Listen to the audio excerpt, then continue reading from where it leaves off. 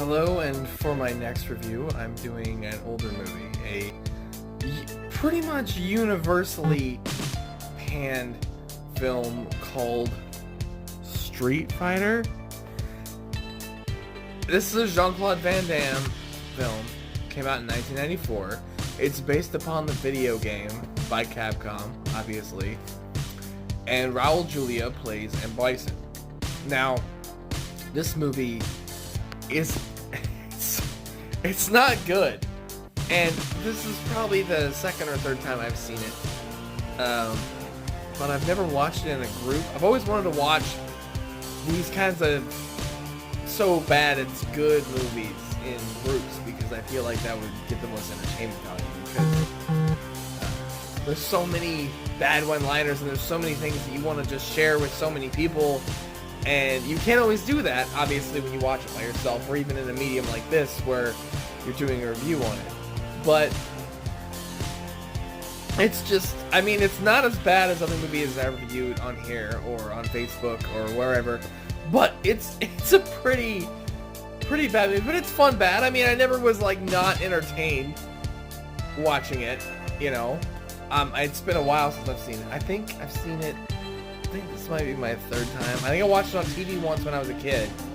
And then later on, when I was an adult, I bought it on like DVD or something. And then I didn't think it was worth enough to play again.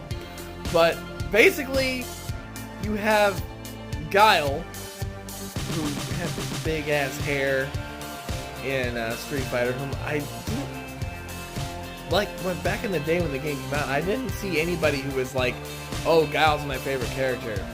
I was always a Blanca guy. He's totally not done the justice in the movie, obviously. But, I mean, what else can you do? You know, I didn't write the movie, I didn't make it. It's a thing. Well, and then you also got Chun-Li. You've got Cammy, Balrog, E Honda. You know, the main fighters from Street Fighter 2. I don't want anybody in the comments saying it wasn't Street Fighter, it was Street Fighter 2. Okay, well, anyway, I'm not an expert on the Street Fighter series. I'm not, like, the biggest Street Fighter fan. Actually, I kind of suck at that, to be honest. But, anyway, so, Jean-Claude Van Damme has to take down the evil general M. Bison, played by Raul Julia. Now, Raul Julia is fucking just, he's so much fun in this movie. It was his last movie, rest in peace, Raul Julia. It was his last movie that he ever made. I don't know if he knew it was going to be his last movie, but he totally chewed the scenery in this film. He made, like, every second count that he was on screen, no matter what the line was, even if he was talking about the food court of his M. Bison City. You know, he just, he was definitely, like, the best part of the movie. Jean-Claude Van Damme seemed like he was more playing himself in the movie, which is a good or a bad thing.